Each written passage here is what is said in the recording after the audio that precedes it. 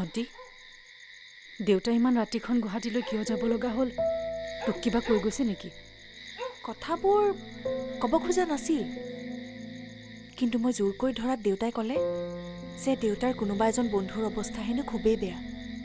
গুৱাহাটীৰ কোনোবা এখন নাৰ্ছিং হোমত আছে সেয়ে খবৰ কৰিবলৈ যাব লগা হ'ল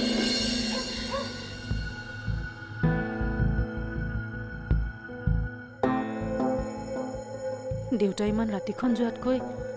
ৰাতিপুৱাতো যাব পাৰিলে হয় মই কৈছিলোঁ বা দেউতাই নুশুনিলে এনেকৈ একো নোকোৱা নেমেলাকৈ গ'লে মোৰ বৰ চিন্তা লাগিব মোৰো কিন্তু দেউতাৰ এনেকুৱা কোন বন্ধু আছে যাৰ কাৰণে দেউতা ৰাতি গুৱাহাটীলৈ যাব লগা হ'ল দেউতাৰ চিনাকি সকলোকেতো আমি চিনি পাওঁৱেই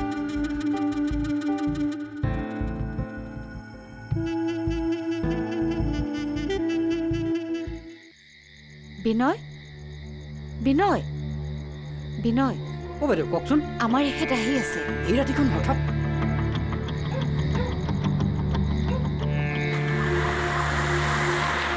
মোৰ বৰ চিন্তা হৈছে ইমান ৰাতিখনেও আহিবলগীয়া হ'ল কিয় কাইলৈ যে ঘৰত শ্ৰাদ্ধ আছে কথাটো গম পাই আহিছে চাগে কিন্তু আহিছে আহক দিনে পোহৰে আহিব লাগিছিল তাকেইতো তই দুৱাৰখন খুলি থবি এখেত এতিয়া আহি পাবহি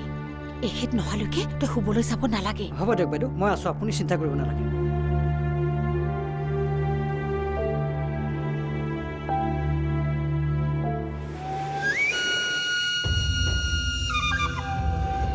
আপুনি এতিয়া তেনেকৈ বহি থাকিব নালাগে কিন্তু অহালৈকে মই আছোঁৱে নহয় খোৱা বোৱা সকলো যোগাৰ কৰিয়ে থৈছোঁ চিন্তা কৰিব নালাগে আপুনি শুৱকগৈ যাওক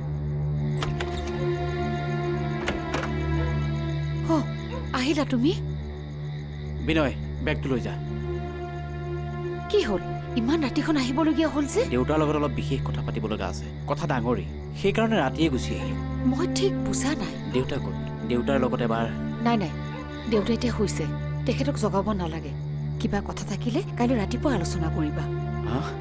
হয় নেকি হ'ব দিয়া কিন্তু কথাটো কি এনেকৈ ৰাতিখন হঠাৎ আহোঁতে মই অনুমান কৰিছোঁ নিশ্চয় কিবা এটা হৈছে